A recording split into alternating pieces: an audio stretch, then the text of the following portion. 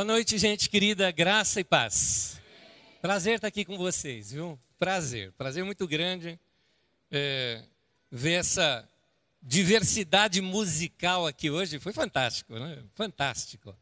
Vimos de tudo, orquestra, eu nunca vi assim um solo de bateria no meio da orquestra. Essa foi a primeira minha, tá? Que eu vi. Vimos de tudo aqui, samba aqui em cima, foi bom demais aquilo.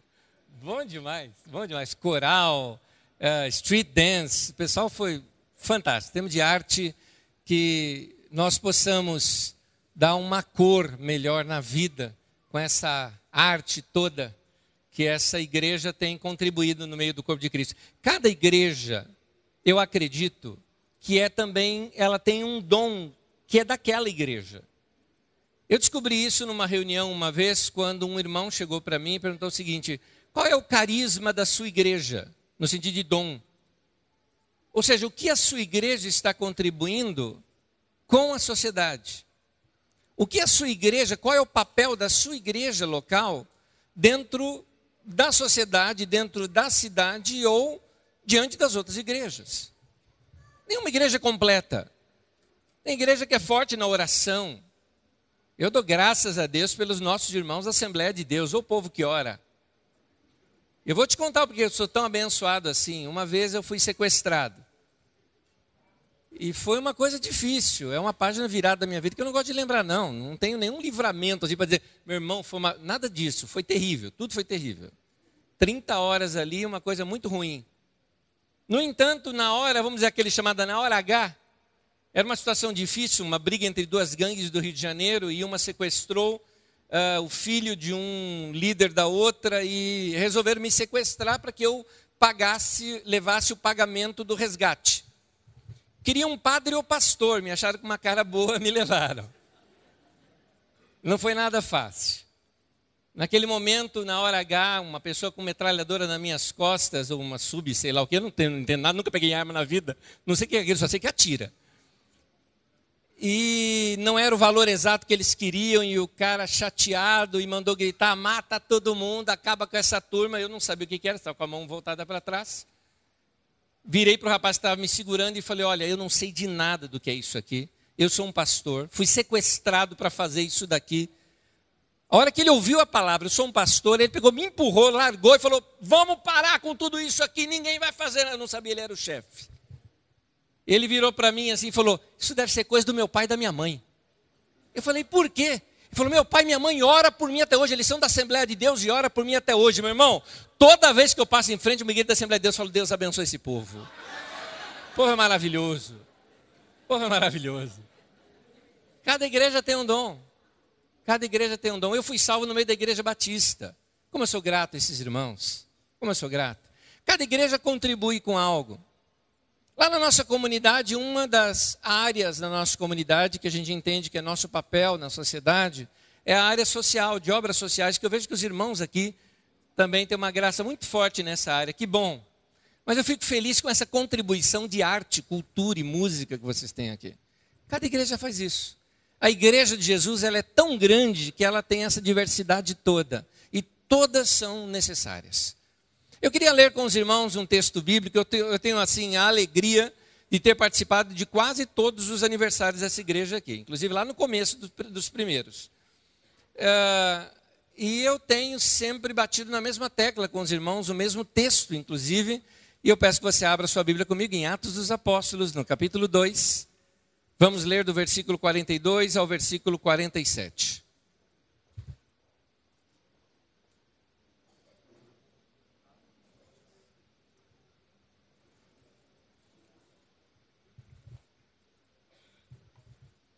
Esse texto mostra o primeiro relato de como a igreja vivia. A igreja no princípio era assim. Então nós vamos ler Atos 2, de 42 a 47. Peço que você me ajude, se alguém estiver sem Bíblia ao seu lado, que você ofereça para que ele possa ler juntamente com você. Atos 2, do 42 ao 47. Diz assim o texto. E eles, estou lendo pela Nova Versão Internacional, e eles se dedicavam ao ensino dos apóstolos. Outras versões trazem, e eles perseveravam na doutrina dos apóstolos, na comunhão, no partir do pão e nas orações. Todos estavam cheios de temor e muitas maravilhas e sinais eram feitos pelos apóstolos. Os que criam mantinham-se unidos e tinham tudo em comum, vendendo as suas propriedades e bens, distribuíam a cada um conforme a sua necessidade. Todos os dias continuavam a reunir-se no pátio do templo, partiam pão em suas casas e juntos participavam das refeições com alegria e sinceridade de coração, louvando a Deus e tendo a simpatia de todo o povo. E o Senhor lhes acrescentava diariamente os que iam sendo salvos.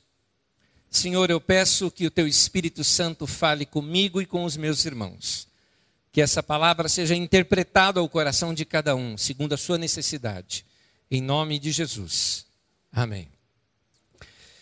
Uma coisa fantástica nessa igreja no começo é a maneira como eles andavam com Deus. Eles criam em Deus de uma maneira muito especial. O que eu digo muito especial é porque muita gente se converteu e eram de outras terras, de outros lugares e precisavam ser discipulados.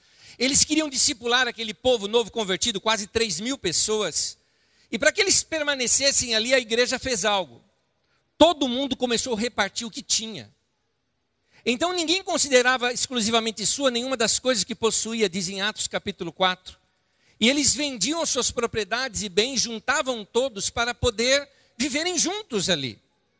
Isso que a igreja fez ali no começo, muito interessante, não foi repetido por nenhuma outra igreja, só essa de Jerusalém que fez isso.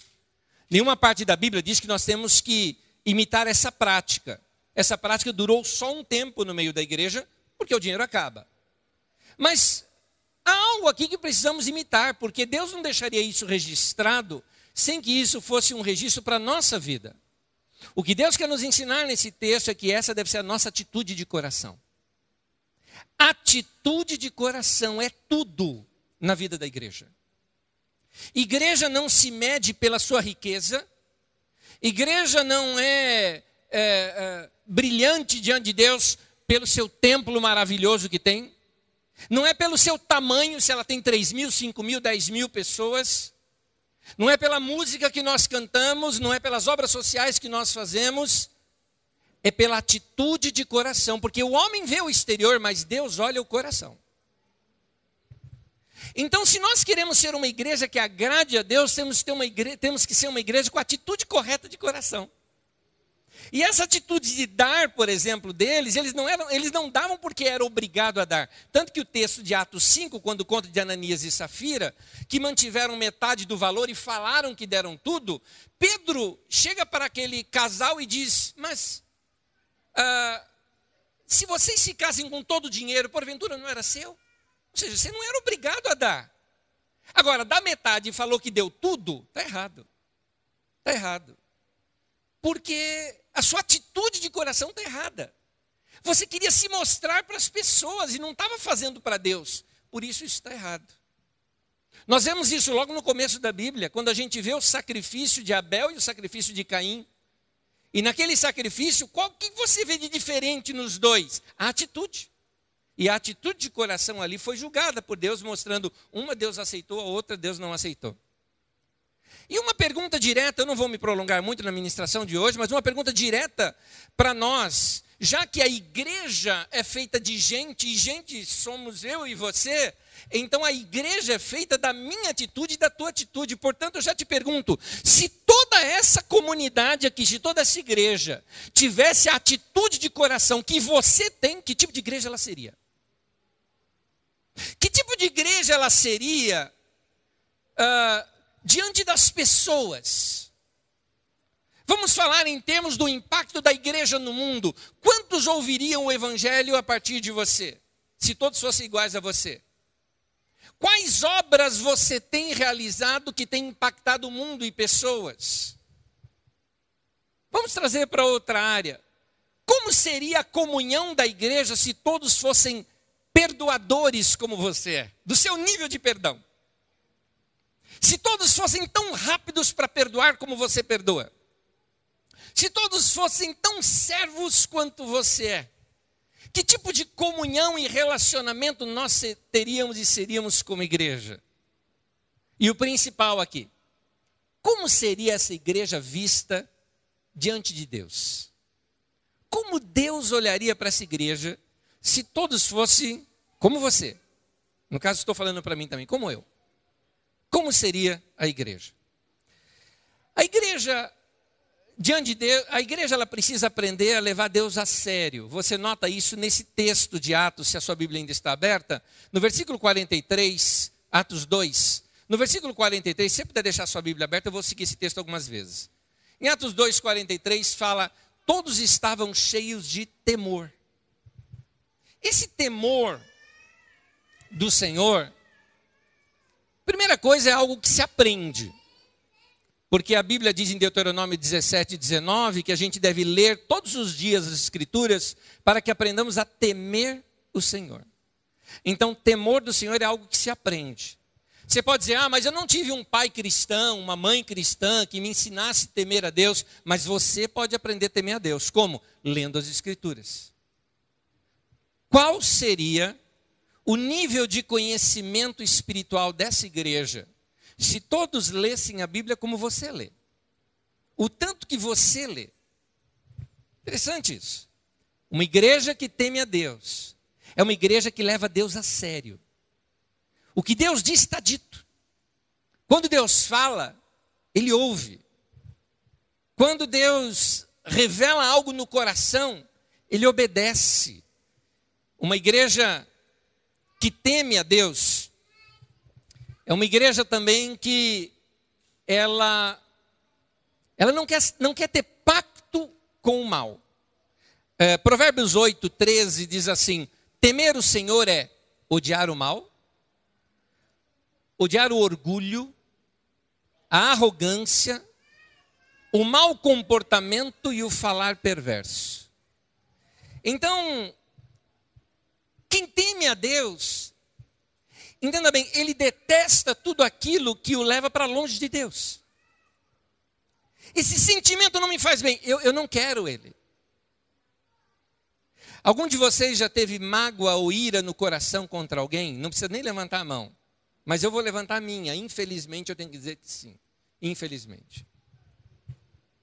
E um dia, num desabafo com um irmão em Cristo, eu disse, olha, meu coração se corrompeu. Eu odiei alguém. Eu não sabia o que era isso. Estou sendo honesto com os irmãos. Odiar como eu odiei, eu não sabia o que era. Eu pedi perdão para Deus, porque eu falei, Deus, eu estou me sentindo me transformando, como nos filmes, quando, sabe, virando um Darth Vader da vida, não é? Eu me sentia assim, coração mau, coração petrificado. Mas eu busquei o Senhor, e Deus perdoou o meu pecado. Você fala, mas alguém fez algo contra você. Mas se o meu coração se azedou, era o meu coração que estava errado. O que a pessoa fez comigo, ela tem que se acertar com Deus.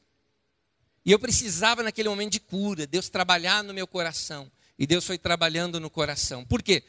Isso é temor a Deus. O temor a Deus é aborrecer o mal, odiar o mal. Eu não quero isso na minha vida. O que você precisa sair daqui hoje, entenda a minha expressão, aborrecendo, odiando, porque é um mal que está perturbando a sua vida. Quando nós tememos a Deus, nós queremos essas atitudes longe de nós. Mas temer a Deus também é amar tanto a Deus, mas tanto, que você não quer que nada venha ficar como um cisco no meio desse relacionamento entre você e Deus. Você não quer que nada atrapalhe. Você ama a Deus e tem uma coisinha atrapalhando, você quer se livrar logo daquilo, para que aquilo não atrapalhe a sua comunhão com Deus. E isso deve fazer o quê? Nos levar para a oração.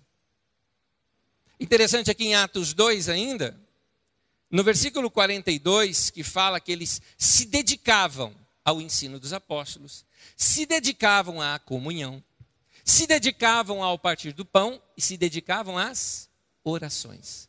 Perseveravam nas orações, se entregavam às orações, se dedicavam às orações. Há um outro texto das Escrituras que eu quero que você abra comigo, porque se eles aprenderam a orar, aprenderam com Jesus. Então é melhor ouvir o que Jesus ensinou sobre oração. Venha comigo para o livro de Mateus. No capítulo 6,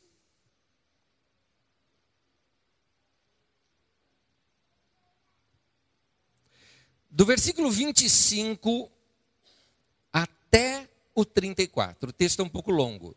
Mateus 6, de 25 a 34. Diz assim, Mateus 6, 25. Portanto, eu lhes digo, não se preocupem com a sua própria vida. Vocês estão com uma versão aqui, né? É essa NVI? Ah, que legal. Então eu posso ler aqui. Portanto, eu lhes digo, não se preocupem. Note essa expressão, não se preocupe. Preste atenção quantas vezes ela vai aparecer. Portanto, eu lhes digo, não se preocupem com a sua própria vida, quanto ao que comer ou beber, nem com o seu próprio corpo, quanto ao que vestir. Não é a vida mais importante que a comida e o corpo mais importante que a roupa? Observem as aves do céu.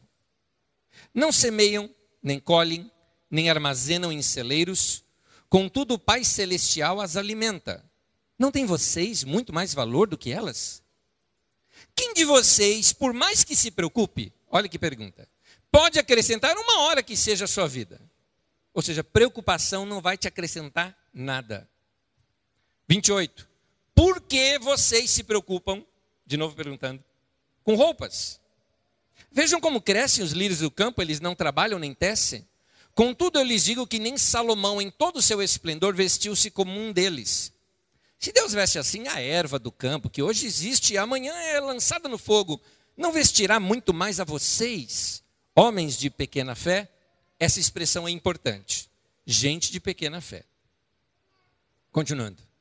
Portanto, não se preocupem, dizendo o que vamos comer, ou o que vamos beber, ou o que vamos vestir, pois os pagãos é quem correm atrás dessas coisas, mas o Pai Celestial sabe. O Pai Celestial sabe. Meu irmão, você está passando algum problema? Deixa-me te dar essa palavra de Jesus. O Pai Celestial sabe. O Pai Celestial sabe que vocês precisam delas. Busquem, pois, em primeiro lugar o reino de Deus e a sua justiça. E todas essas coisas lhes serão acrescentadas. Portanto, não se preocupem. Não se preocupem com o amanhã, pois o amanhã trará suas próprias preocupações. Até aí. Parece que esse texto se resume no seguinte: não se preocupe, o Pai sabe. O Pai sabe. Jesus mostra algumas coisas interessantes. Interessante que ele está falando de oração. O tema é sobre oração. Fala para a gente não se preocupar e confiar em Deus e falar com Deus. Mas, falando de oração, ele diz assim: olha o lírio. Bonito, né? Lindo. É interessante que Jesus relaciona uma vida sem preocupação e uma vida de oração com olhar para uma flor. Nós paulistanos temos uma vida tão corrida que a gente não percebe quanta coisa bonita tem do nosso lado. E muitas vezes a beleza do dia está escondido no nosso cotidiano e a gente não enxerga. Eu acho que todos nós deveríamos ter em casa, se não tem um jardinzinho, pelo menos uma plantinha você deveria ter para de vez em quando parar e olhar para ela. O texto também diz que Jesus fala para você olhar ali os lírios do campo, mas ele fala, dá uma olhadinha nos passarinhos. Quando ele fala assim, observem as aves do céu, eu te perguntaria, quem aqui obedeceu esse mandamento de Jesus nessa semana? Não precisa levantar a mão. Mas passa despercebido pela gente quanta coisa boa Deus colocou na natureza. E o que ele quer dizer é o seguinte, quando você observa essas coisas, você pode tirar tanta lição para a tua vida. Tem tanta lição ali. Jesus ele tinha esse costume de se retirar e orar, e pelo jeito parece que ele orava até de olho aberto. Porque ele fala de oração e fala de olhar flor, de olhar passarinho, não é? Ele orava integrado com tudo que estava ao seu redor. Querido, se você quer que a igreja seja uma igreja diferente nos nossos dias. Comece você tendo uma vida diferente de oração. Vai orar. Todo dia. Todo dia. Desenvolver esse hábito de orar. Tem um texto em Mateus 14, 23, que diz que Jesus despediu a multidão e subiu sozinho no monte para orar. Se Jesus precisava se separar para orar, será que eu e você não precisamos?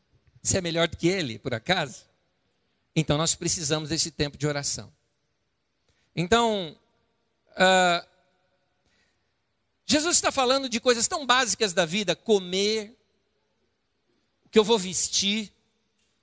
E ele fala o seguinte: se Deus veste com tal beleza uma flor, não vai vestir você? Eu gosto dessa expressão, homens ou gente de pequena fé, que eu citei ali no meio do texto. Falei, presta atenção nesse momento. Deus vai fazer isso com vocês, homens de pequena fé. Isso mostra que Deus não depende do tamanho da minha e da tua fé. É um engano você achar que você tem que ter aquela fé para Deus responder suas orações, porque Deus não depende nem um pouquinho da tua fé. Deus depende do tamanho dele, não do tamanho da tua fé. Deus depende da bondade dele e não do tamanho da tua fé. E tem mais, Deus faz não é por causa da tua fé, Deus faz porque ele é bom. Acabou. Faz porque ele é Deus. É por isso. E ele não está nem um pouquinho limitado se a sua fé é grande ou pequena. Tem uma situação nas Escrituras Sagradas, se não me engano, é Marcos 9, Mateus 9, em que um moço, um pai, chega para Jesus e ele apresenta o seu filho, dizendo, olha, eu já trouxe meu filho aqui, nem os seus discípulos conseguiram fazer alguma coisa. Se o senhor puder fazer alguma coisa, faz. E Jesus falou, se eu posso? É tudo possível ao que crê. E Jesus fala assim para aquele homem, você crê que eu posso fazer isso? Olha a resposta do homem, ele diz assim, Senhor, eu creio, me ajuda na minha falta de fé. Em outras palavras, o que ele está dizendo?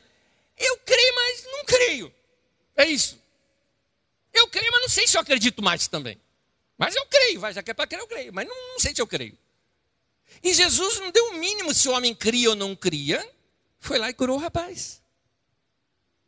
Talvez algumas pessoas hoje em dia diriam, não, esse homem está errando na sua confissão de fé. Tem que falar eu creio 3 vezes e bater o pezinho. Não, nada disso. Não tem nada disso.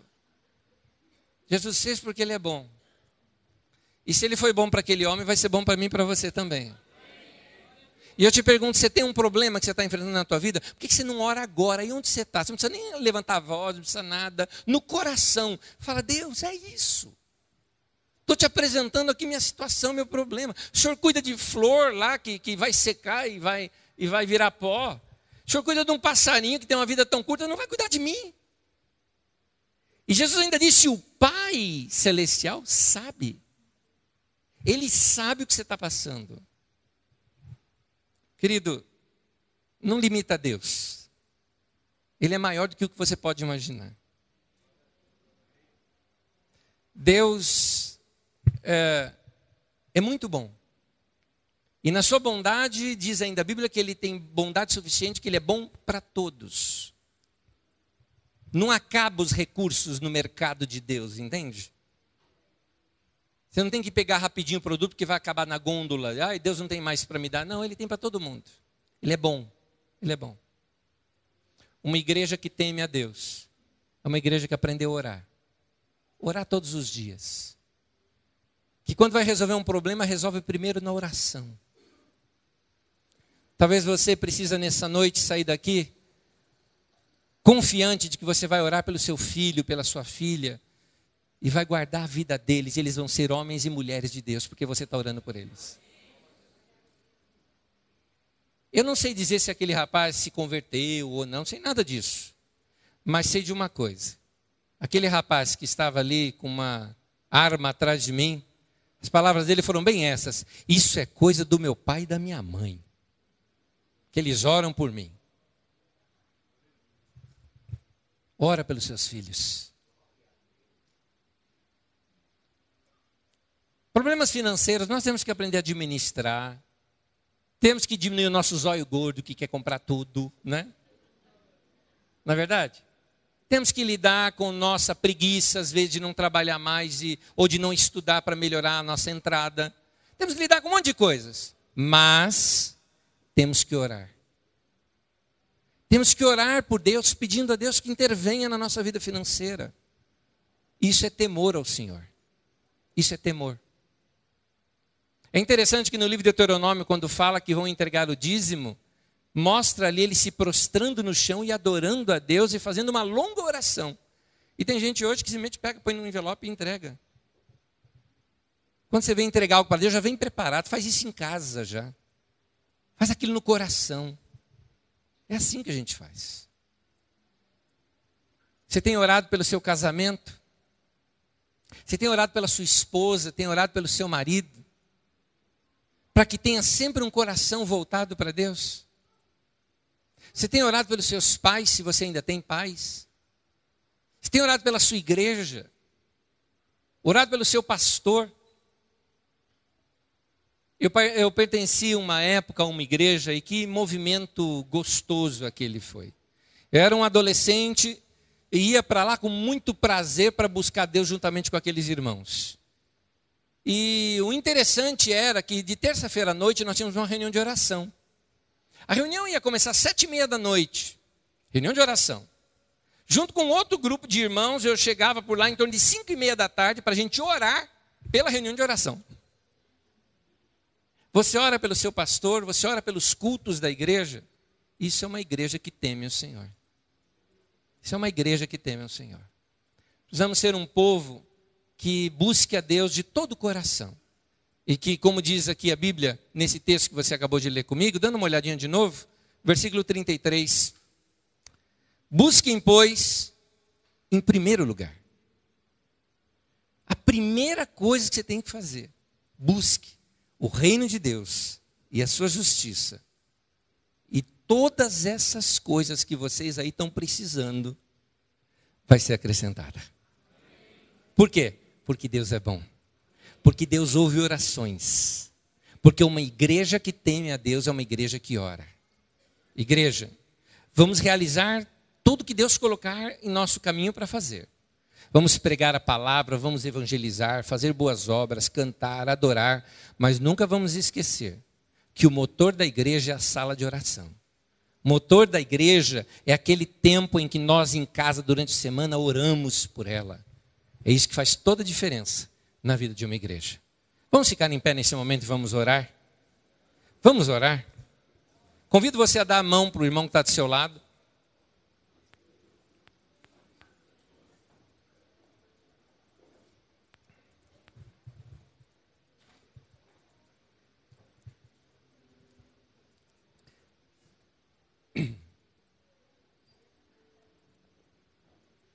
Havia um cântico antigo, para você ter uma ideia como ao longo dos anos nós vamos perdendo algumas coisas. Agora mesmo a gente está falando, vamos ter um instante de oração. Os cânticos antigos diziam, bendita a hora de oração. Oração é algo importante. Todos os dias pela manhã precisamos orar. E cada dia, deixe Deus te inspirar algo novo. Hoje eu fui orar, eu oro debaixo do chuveiro. Fui orar. E eu falei assim com Deus. Obrigado porque eu estou vivo.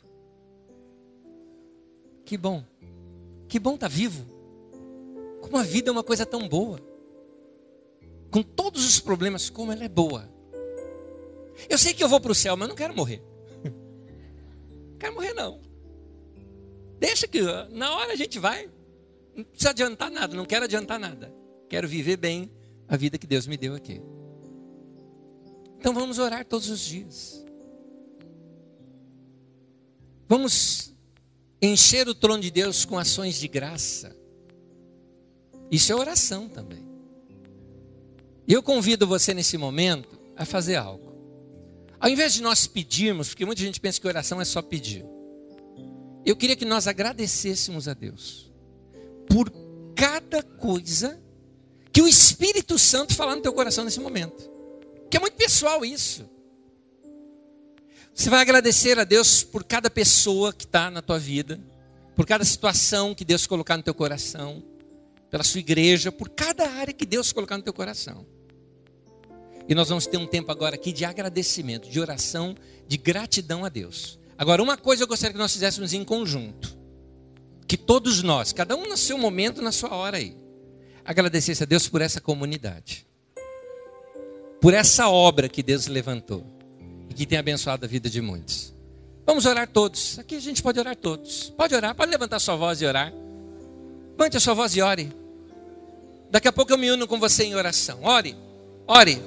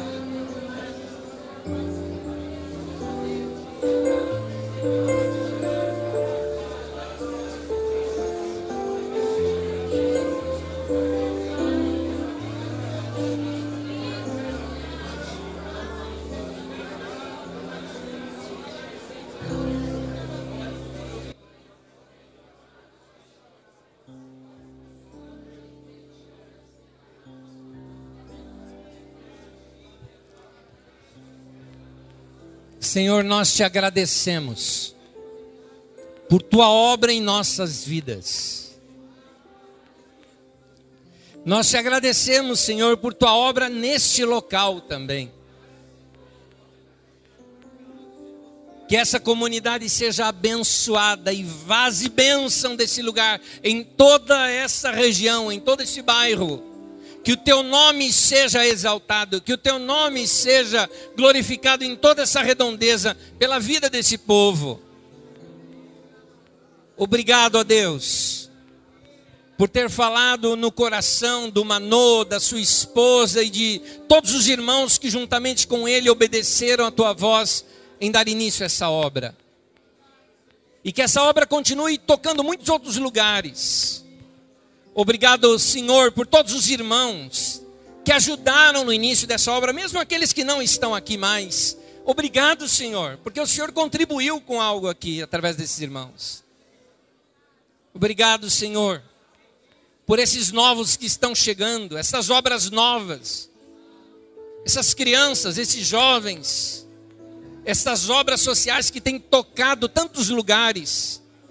Obrigado por tua obra em nossas vidas, Senhor. Obrigado, Senhor, por cada palavra que foi ministrada nesse lugar. Cada profecia, visão, revelação, ensino, revelação das Escrituras, palavra pastoral. Obrigado, Senhor, por tua obra em nossas vidas. Obrigado, Senhor, por cada cântico, cada palavra que exaltou o Senhor e exultou o nosso coração. Cada música que abençoou, que libertou, que tocou pessoas. Obrigado a Deus por tua obra em nossas vidas. Nós te adoramos, Senhor. Como dissemos no início desta reunião, te damos o nosso coração e nos prostramos diante de ti, nos lançamos nos teus braços. Que o Senhor nos leve a ser uma igreja que tema ao Senhor e que persevere na oração. Uma igreja santa, uma igreja que agrade o teu coração. A começar de nós, de cada um de nós. Faz essa obra em nossas vidas. Em nome de Jesus. Amém, amém, amém. Que Deus abençoe os irmãos.